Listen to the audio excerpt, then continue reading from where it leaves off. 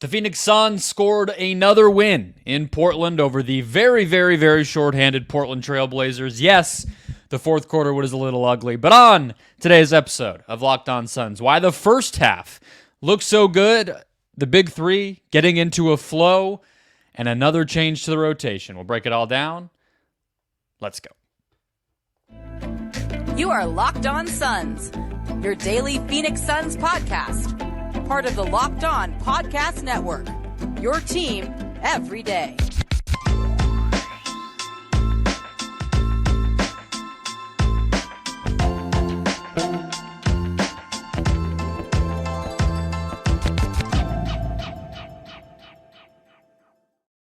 We are back. This is Locked On Phoenix Suns. We are part of the Locked On Podcast Network, and I'm your host, Brendon Kleen, a credentialed media member covering the Suns for the past 7 seasons, a writer at Suns.com, and the host of the Just Basketball Show, wherever you get your podcasts. A big thank you for making Locked On Suns your first listen here on Monday. Hopefully, many of you have the day off from work.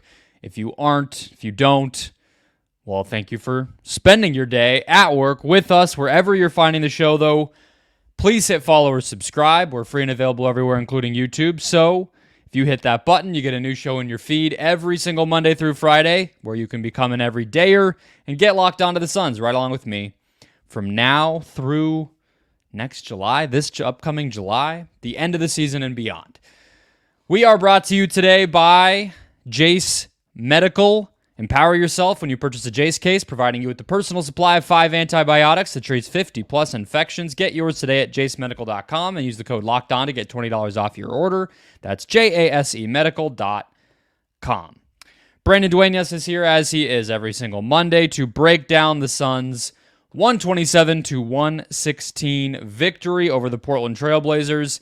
And Brendon, we're going to avoid the same conversation about the fourth quarter once again.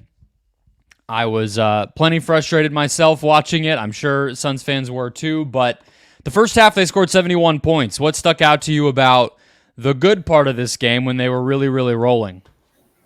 There was a fourth quarter. I wasn't aware of that. I just saw we'll that. Skip it. Yeah, so the first half I thought that, first of all, just looking at the box score kind of speaks to this, just the shot distribution, how I thought well balanced the attack was. There's a lot of three-point shooting. They're hot from behind the line, and I thought that's directly correlated to them sharing the ball, moving the ball. That's how this team's going to win. We've talked about that in the past. It's not going to be through ISO ball. It's going to be team ball, attacking, picking your spots. And I thought they just did a good job moving the ball and getting everyone involved. And obviously it helps when you're knocking down threes, and just it's just a good glimpse of what I think this offense has the power to be. For 4 quarters, we didn't see that tonight, but I think they're definitely it's encouraging to see it like this, and I think it's natural for a team playing against a team that's as young as Portland for them to get up and kind of for the Suns to have a little bit of a letdown. That's just kind of par for the course in the NBA. So that's why you build those big leads, and just I thought they looked great for that first half.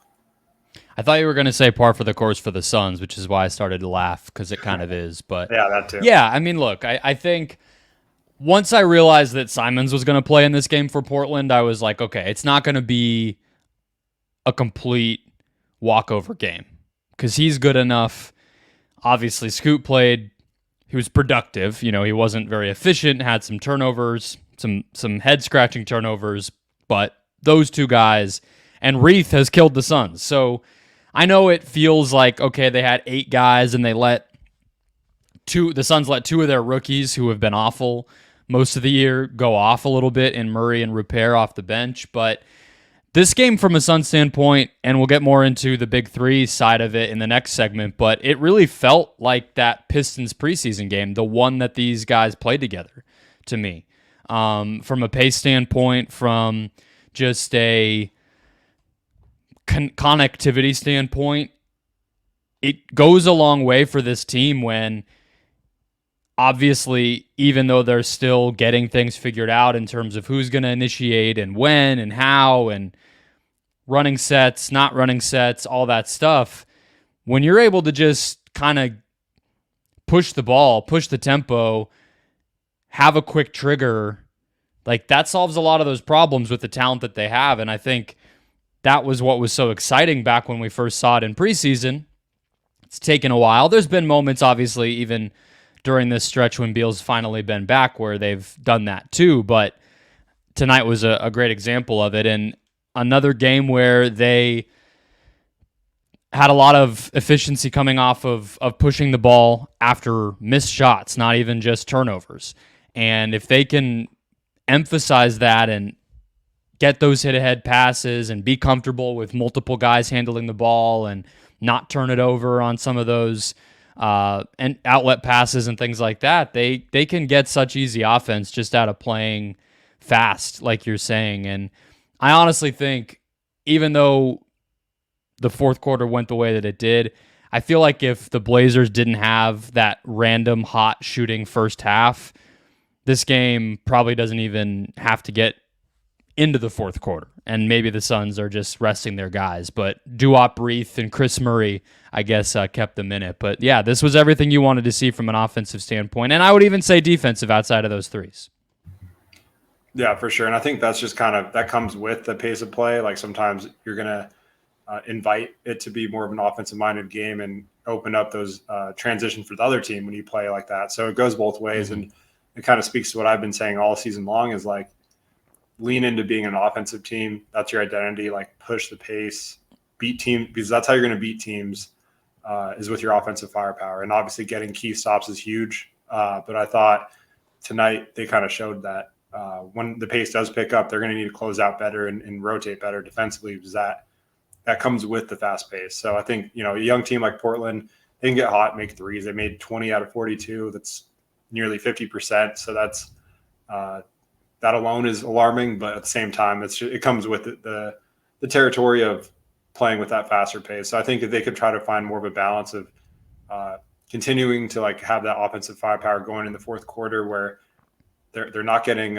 slowed down, because I think that was their only quarter they hit 30 plus points every quarter, had 40 in the second, 35 in the third, 31 in the first, and then fourth quarter just scored 21, and Portland just kind of just hung around a little bit. So I think if they can kind of put their foot down offensively, then it'll start to translate to getting more stops defensively too. Because when the ball goes in the basket, they're not going to be able to push it as much. It's going to slow the game down a little bit, allow them to get their defense set, which I thought was just kind of avoiding that clunky, just random lull they have every game. That's going to be the key. And that'll happen over time. Like, I think they're going to figure it out. It's just a matter of figuring it out. And that takes reps. And that's what we're seeing here now in real time. Yeah.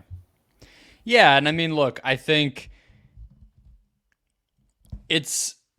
I think the way you put it is good. I mean, I feel like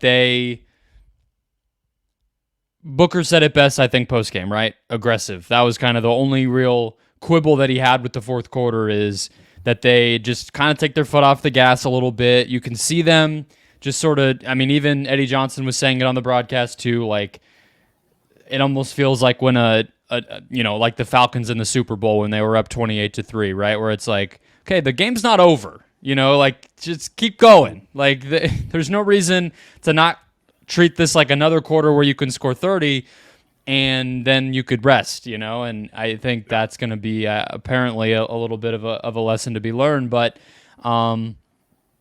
this is the fourth time the Suns have played the Blazers, the third time in a month. They're not playing them again the rest of the season. So to wrap up our moment with this Portland team, who have pushed the Suns in all these games, who of their random role players got under your skin the most? Who's the guy where you were like, I never even knew who this player was, and now I like low-key kind of hate him because this team was so pesky? That's how we're going to say goodbye to Portland. I think Reith was just kind of, it feels like every time that's the no-brainer answer, I think. Yeah, that dude's just everywhere. And you got to tip your cap to him at the same time, because he's trying to make a name for himself. He's trying to earn a spot in the league, but relax, dude. Like, why are you everywhere? Why are you just, just being a pest? But yeah, he's kind of the one that stands out. Just there's some hot shooting too for some other guys, but it seems like it's not the first time either, right? Like that win the Portland had, he played a factor or a role in that as well. Mm-hmm. So give him him and Baji both feel like they're kind of legit NBA players, and I don't know if anybody outside of Phoenix and Portland knows who either of these dudes is. Because I don't know Portland's schedule, obviously, by heart or anything. Maybe there's another team that they've played a bunch, but it feels like Suns fans have gotten a front row seat to this team's pretty good at scouting, and they have like a decent bench put together here. And I'll give a special. I think Jabari Walker could have easily been an answer. He seems to be the most unorthodox dude you could watch in the NBA. You just watch him, and he's kind of awkward and lanky and doesn't explode around the court like some NBA players do, and then somehow he's making a three in your face, he's getting a putback, and it's just like, what the hell is going on here? Who is this guy? Yeah. I got to give a shout out to Mike Schmitz, the Arizona native. He's the assistant GM there. He knows how to scout. So that team, obviously, they're bad right now. They're very young, but with him kind of spearheading that team, like I think they're in great hands, and they're going to continue to find hidden gems and especially just kind of keep building off the draft. So shout out Mike Schmitz, the Arizona native, former Bright Side of the Sun as well. Great guy. Yeah, he's done a great job there. And with Baji and Reith, their ties to Africa, Schmitz was an assistant coach on the Ugandan national team. He's pulling out all the stops to find these guys and has done a good job with it. I'll give another one. Matisse Thybulle hitting threes this year has been crazy. He's just like a legit 3-and-D guy now. His usage is still microscopic. He doesn't take a lot of shots in general, but when he takes open threes, he's making them, and that makes him more playable and more scary as an opponent. So goodbye to the Portland Trailblazers. Let's continue with some breakdown of the big three specifically. I have some offensive and defensive thoughts on how they flowed, and as they continue to get some more reps together, what we're seeing. We'll get into all that next. First, today's show brought to you by Jase Medical and their Jase case. We all come to sports to escape from some of the crazy realities of life, but sometimes there's some serious stuff that can get in the way. And according to the FDA, pharmacies are running out of certain antibiotics like amoxicillin and others that can help you deal with the flu and other colds and things like that during the time of year when, of course, we need that type of thing. And so Jase Case is coming in, and they are doing their best to fix it, to get you what you need quickly and separate from the pharmacy system. It's pretty helpless when a family member or a kid gets sick and some pesky supply chain issue keeps you from getting what you need. That obviously is even getting into an office sometimes or getting a pharmacy pickup order ready can be scheduling-wise a nightmare, let alone the inventory and everything else. The Jase Case, though, is a pack of 5 different antibiotics to treat a long list of bacterial illnesses, including UTIs, respiratory infections, sinusitis, skin infections, and others. And this stuff could happen to any of us. So visit jasemedical.com, complete a physician encounter. It will then be reviewed by a board-certified physician, and your medications will then be dispensed by a licensed pharmacy at a fraction of the regular cost. It's never been more important to be prepared than today. Go to jasemedical.com, use the offer code LOCKEDON to get $20 off your order. That's jasemedical.com, promo code LOCKEDON. Alrighty, Brandon, let's talk about the big three, the night that we saw from these guys, and another game where they all were in the 20s plus scoring, another game where they were all 50% plus shooting, and 5 or more assists. This is the balance that I think we're starting to see come into focus where, yes, it's nice that any one of them can score 40, but it feels like what we're seeing is that when they're all out there together, we're probably not going to see that. It's going to be more of an efficient 25, 5, and 5. And I have to admit, as long as it took for us to see this come together and the fourth quarters and the defense, and we can all have our complaints, that rhythm and balance for those guys, I think it's clicked faster than I would have expected. If you just take away the injuries and the fact that we're now in January, imagine if these guys have been healthy right away and we were talking about less than 10 games into the season, they were already figuring out a flow to the level that they are right now. I think it's pretty impressive that they're doing this so quickly together, and obviously not a moment too soon. Yeah, for sure. And I think one thing that kind of helps with that a little bit is having, even though they're injured, all these guys, like especially Beal early on in the season, being a part of like the training camp and kind of knowing the offense and the system. So it just becomes a matter of being healthy and actually be on the court to get those like real time reps. But overall, like, yeah, I think it's clicking pretty quick. Like one of the replies to your tweet, I think it was Rob. Show goes on. Shout out to you. You said they won 7 of 10.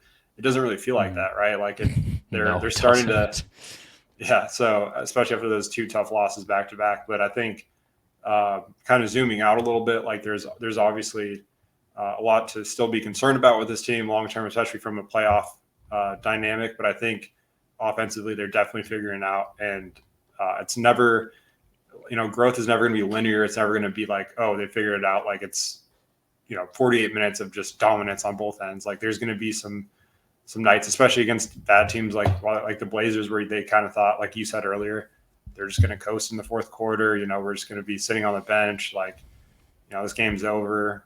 So I think once they play against more like that Lakers game, for example, they really got up for that. I thought Beal's really, these last 2 games, just how efficient he's been and how confident he looks is super encouraging. That to me is the most important part of this big 3 in terms of not having a banged up Beal, right? Just having someone that's playing cautious or, 1 foot in, 1 foot out. Like he looks like Bradley Beal right now. And that's huge. And I think that's another reason you're seeing Book play confident, Durant play within the flow of the offense, not really forcing anything. And 0 turnovers from Book tonight. And the game is fast paced and sloppy as this one was at times. Like that was really impressive too. Yeah, I didn't necessarily catch it until the end of the game, and I think StatMuse had a tweet of, first guy to do this with 0, what his other stats were without any turnovers, and then it was like since last May when Durant did it. I was like, okay, well, I guess on that speaks 14th. that speaks to the overall town here. But I just want to personally definitely right to shout out Beal. We are seeing the guy the Suns traded for 7 months ago, finally, for sure. Yeah. I don't know if he's hurt or not playing in Washington. Also, I do believe his grandmother just passed away. I saw on his Instagram, so, shout out Mama Shamit, but also you do that trade, right, from a basketball standpoint, and this is why. I wanted to zoom in on Durant, though, because defensively, he did it again tonight. I don't know if it's going to get caught, and obviously it's not as good of a team, but he guarded Anthony Simons a lot of the time tonight, and sometimes that was off of switches because they played small, and he was playing center. He really was this team's backup center tonight. Eubanks played 4 minutes, but all the other time it was like a Metu-Durant kind of hybrid backcourt with a lot of switching, and sometimes it was that, but there were other times where it was just him matching up with Simons and just sort of taking him away, especially when Simons was off ball and Scoot was handling the offense. They would space Simons really, really far out, and KD was like, great, I'll come stand over here with you. You're not going to get the ball, and I'll just take you out. And then obviously there were times when he was guarding him one-on-one too. And then offensively, I don't know. I know we're going to see this continue to evolve, and I'm not saying this is my permanent viewpoint on it, but when it does come to the fourth quarter, we were all pretty frustrated watching when it was just Durant and Book and Beal were both injured early in the season, and they were struggling with a lot of turnovers in these games when Durant tried to go ISO or heavy post-up late in these games, and obviously there was the Lakers one where that happened and some others, but I kind of think that might be the best thing. It's like they forgot about it once the spacing was going to be better. And I really do feel like maybe in these, and they were trying to get there a lot of the time in this game, and they couldn't get in the entry pass, which continues to be, for whatever reason, a problem. I wonder if that's not just the best way to go here in these crunch time situations, at least as the beginning of a set. Enter the ball to Durant, play off of that, because that's at least some structure. I don't know what you think, but that's very old-fashioned, but I think this team could just use like something to start with and then build out from there. Yeah, 1,000%. I think you have a giant 7-foot cheat code on your team. It's never a bad idea. If your team is struggling, go to him, like figure it out from there, especially with Beal and Booker healthy. Like things are going to happen based off the defense like sending help or overcommitting to Durant, trying to stop him. Like it's going to open everything else up. So I think I totally agree. That should kind of be their default. Like if things are going bad, get back to the basics, give the ball to Durant and let him draw the attention he does. Let him make a move, like hit a tough shot over the defender, or if they send 3 guys or a small army at him, then he'll make the kick out pass to a wide open Booker or Beal or Allen, or just move the ball that leads to an easy. And I don't even need it to be like, I think part of where they get caught up, even when they are trying to do that, is that they want to get a mismatch. And so they start with the ball in Booker's hands, and then they run a screen with Durant to get the switch. It's like, just skip all that. You know how few people there are? Exactly. You know how few people there are in the NBA who their coach is going to trust them to guard Kevin Durant one-on-one, straight up? Very, very, very few. And in the regular season, that number is probably close to 0 because it's just not worth trying that. Most teams are going to send a double, send some sort of help on the drive, on the shot, whatever, and then he can kick out from there. I totally agree. It's just go to it. See what happens. Don't get cute. I don't understand why it's so complicated sometimes. Yep. No, I totally agree. Just keep it simple. Move the ball. Get the ball to Durant. And once that happens, it's going to open everything else up. And instead of it just being stagnant and just some of the possessions we've seen are just, I just laugh sometimes. I'm just like, what is happening here? And it's painful, but I think they'll figure it out. I think it's just it's still so early in terms of like just seeing this big 3 healthy that, you know, we need to give them a little more time. As frustrating as the beginning of the season has been with all the injuries and all that, and but I do think they will figure it out offensively. I'm not too concerned about that. Other side of the floor, that's something that they've shown, I think, some growth on in stretches, but at the same time, there's definitely some areas that are concerning. So it's but totally agree. Just your bailout option should always start with Kevin Durant. No questions asked.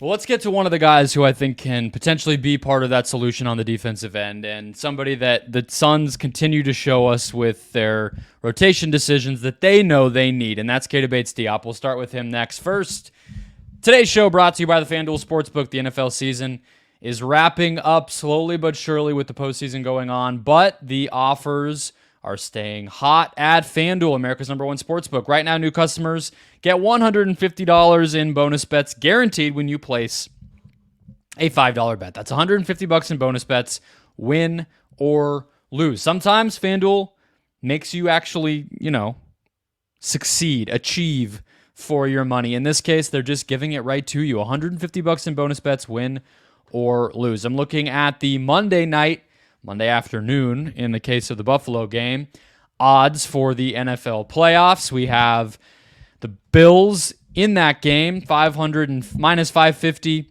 money line favorites.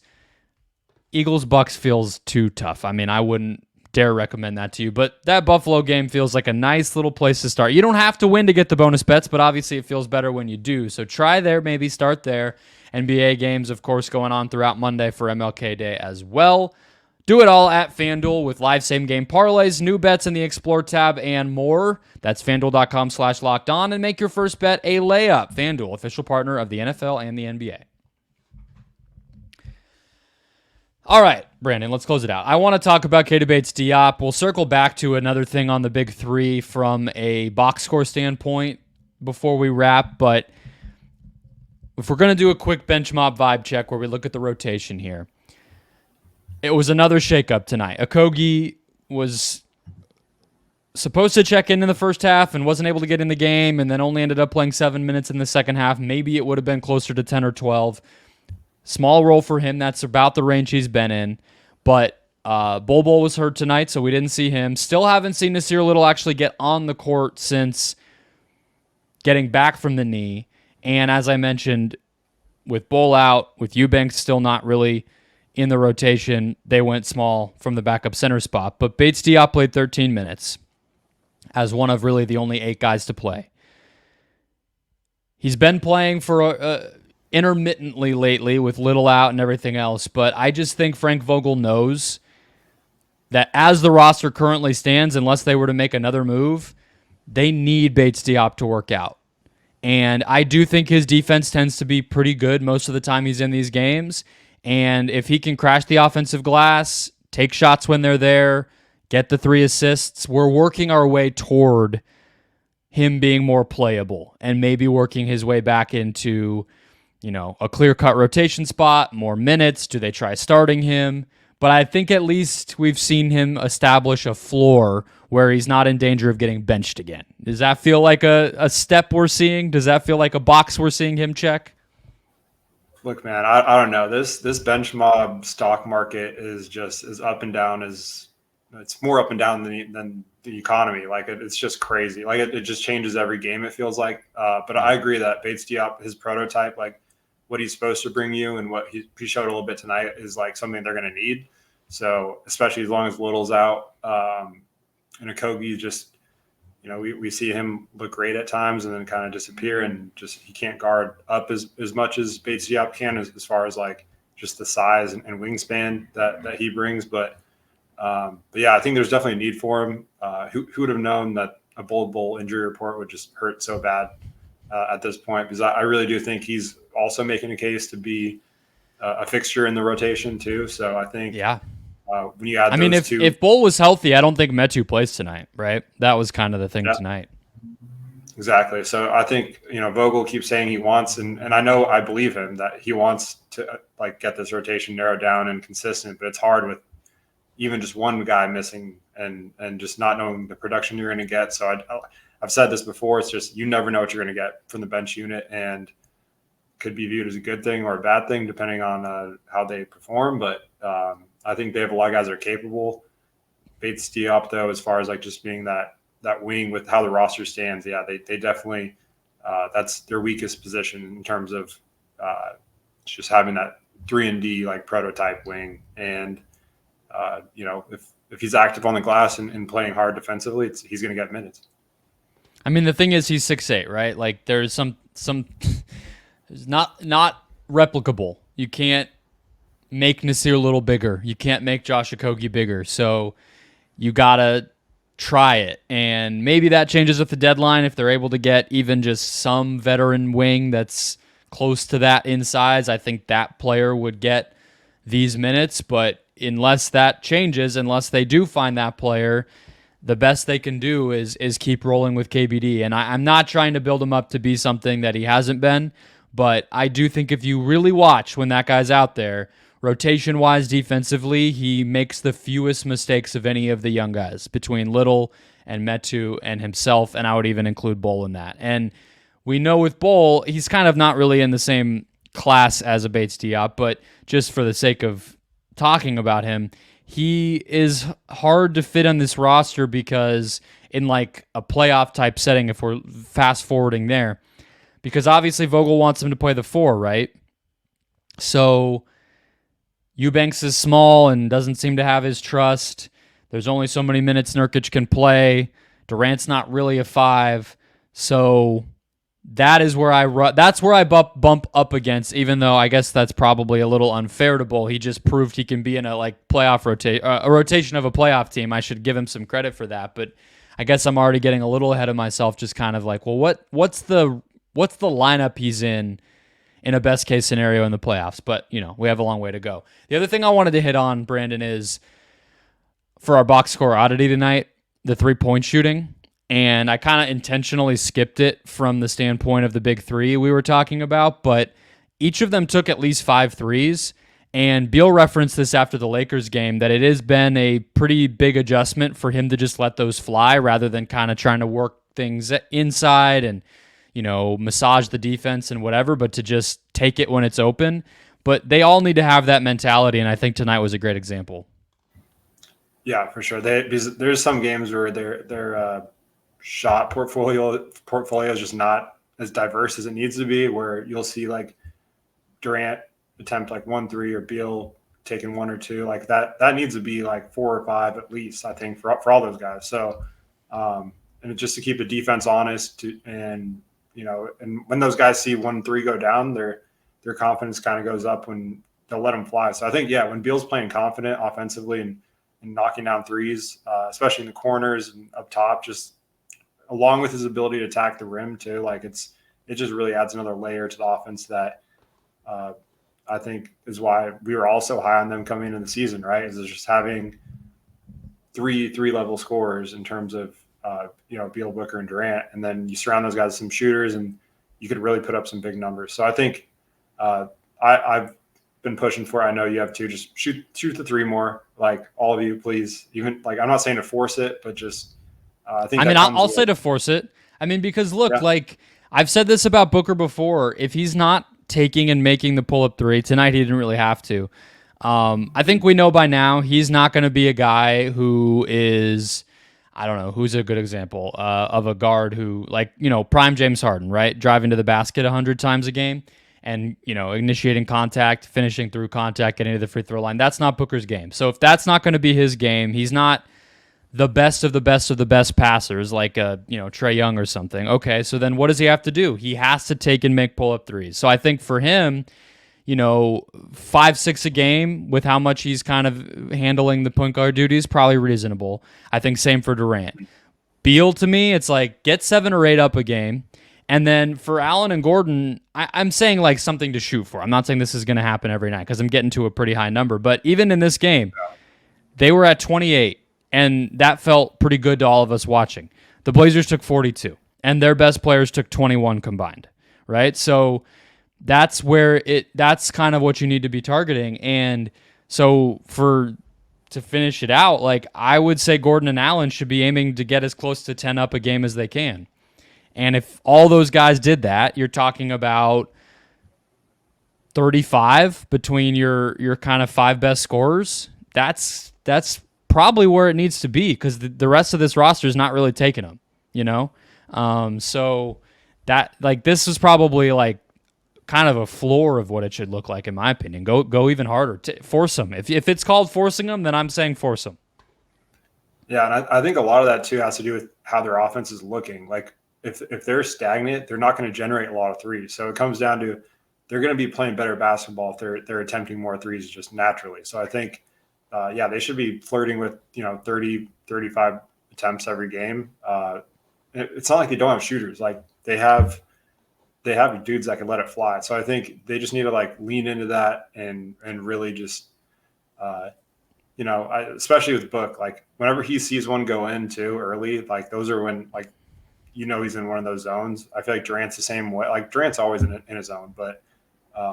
Same with Beal. I kind of trust Durant. I'm like, if he wants to take 2 in a game and he still can get 30, like I'm not going to argue. What do I know? Exactly. But I think Beal specifically out of the big three, like they need him to be a gunslinger. Like he can't hold back. They need him to shoot threes, probably the most. And it's just, I think it just opens up everything else for the rest of the team. And we already saw what that looks like in that Lakers game. And tonight, just how efficient he was. Like it's definitely a positive. Obviously, they didn't do it the whole game, but that just comes with the growing pains of a big three. So, for sure, and he's aware of it, right? Like I said, he addressed it after that Lakers game that he knows it's an adjustment that he's going to need to continue to make. There was one he made in the left corner where you could see him. I don't remember when it was, second half, I'm pretty sure, where it was kind of a kick around. He caught it. He really wanted to take the one dribble pull up, and he made himself take the corner three, and he made it. And it's like those are the ones where it's a sign of kind of progress, I think. But that will wrap us up for the day. Still an 11-point win, even if it felt a little awkward at times, and the ghost of the Trailblazers with so many absences was a little bit of a weird team to watch. One more win. The Suns are 3 games over 500. That is a good thing. Enjoy your Monday, everybody. I will be back Tuesday getting you ready for Suns Kings. So hit follow or subscribe wherever you're finding the show, and we'll talk to you then.